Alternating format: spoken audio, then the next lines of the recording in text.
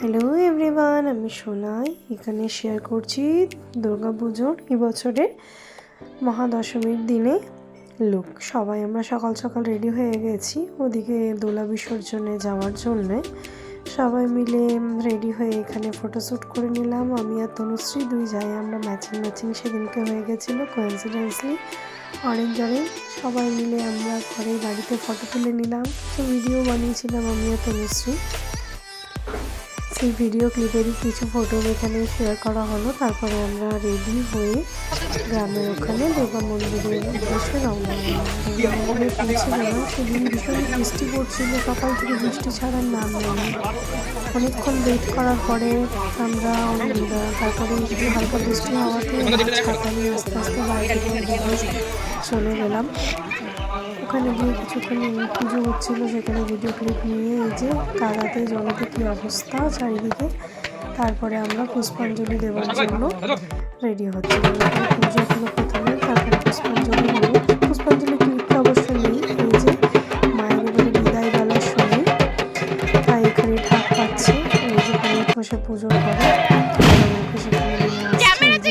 সমস্ত কাকিমণি শাশুড়িরা এখানে আমার মনের মতো সবাই আমরা একটুখানি বেশ হাসি মজা করে কথা বলি। আমি তারা সবাই রয়েছে, সামনে কাকিমা, বড় কাকিমণি, আর এদিকে আছে আরও দুই কাকিমণি আমাদের।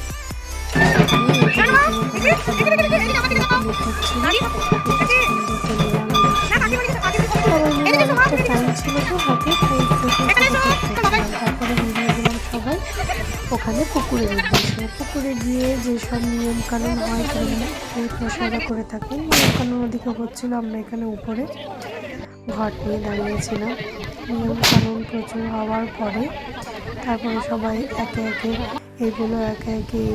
এদিকে এগিয়ে দিচ্ছে, এখানে হাওয়াও দিচ্ছে, প্লাস ওখানে ভীষণ বৃষ্টিও পড়ছিল। সবাই তারপরে ঘট বিসর্জন করে এসে কিছুক্ষণ মন্দিরে দাঁড়িয়ে তখন প্রসাদ বিতরণই চলছিল। আমরা ততক্ষণ কিছু সবাই ফটো তুলে নিলাম। এই যে আমাদের বাপি, দুই বই আমরা বাপিকে মাঝখানে নিয়ে ফটো তুলে নিলাম দুই পুত্রবধূ মিলে। এই যে আমি, ভাই তনুশ্রী, সঙ্গে আমাদের বাপি, আমাদের কাকিমণিরা, 4 কাকিমণি শাশুড়ি। সবাইকার নাম হয়তো আমি এখানে নিলাম না, বাট সবাইকে আমি বড় কাকিমণি, ছোট কাকিমণি এভাবেই বলে থাকি। তো এনাদের সঙ্গে ফটো তোলা, এই যে আমাদের ননদ তিথি, ওর সঙ্গে সবাই ফটো তুলে নিলাম। দুর্গাপুজোর এই ব্লগটা কেমন লাগলো জানাবেন।